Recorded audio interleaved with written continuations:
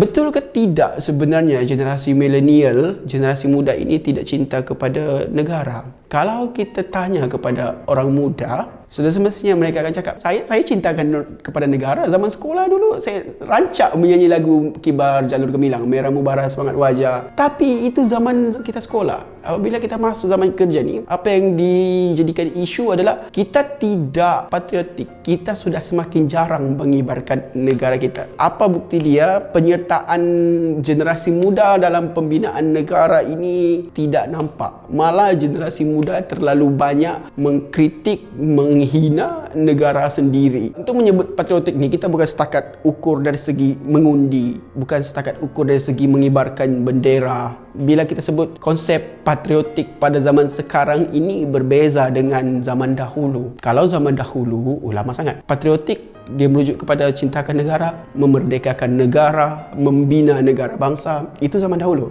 Tapi generasi yang sedang membesar sekarang ni, kita membesar dalam keadaan negara yang sudah stabil. Kita membesar dalam negara yang sudah sempurna bentuknya. Kita sudah ada pentadbiran, kita sudah ada kegiatan ekonomi. Dan isu generasi milenial bukan setakat patriotik tidak patriotik. Generasi milenial juga dikatakan pemalas, generasi yang tidak pandai buat kerja, generasi manja. Banyak label dia. So, kita kena lihat kenapa benda ni berlaku. Again, dalam sejarah kita kena tengok situasi yang berlaku pada zaman tersebut. Untuk milenial, kita tengok bagaimana milenial membesar. Tahun 1998, kemelesetan ekonomi. Tahun 2008, kemelesetan kewangan. Generasi milenial dia membesar di bawah didikan generasi boomers seperti generasi X. Generasi boomers yang berjuang untuk memerdekakan negara. Generasi boomers yang telah berjaya membawa negara ni ke satu tahap yang lebih maju, lebih bebas. Jadi mereka yang hidup dalam zaman sengsara lah boomers ni. Generasi milenial dikatakan tidak patriotik ni apabila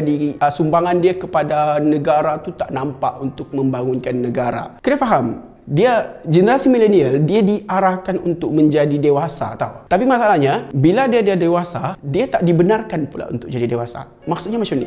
Disuruh jadi pemimpin negara, tapi generasi sebelumnya masih tak nak pass baton kepada generasi milenial ni. Generasi sebelumnya masih nak jadi pemimpin. Padahal dia paksa generasi milenial untuk menjadi pemimpin. Kita nak membentuk negara yang maju pada masa akan datang. Kita kena sama-sama memberi peluang kepada yang muda ini, yang sedang belia ini untuk memimpin. Supaya belia ini akan mendidik pula remaja-remaja yang akan menggantikan mereka. Tapi jika kita tak benarkan yang belia, yang milenial ini untuk memimpin, maka jangan hairan kalau pada masa akan datang negara kita lebih musnah. Sebab dia tak nak pass baton juga macam generasi sebelumnya.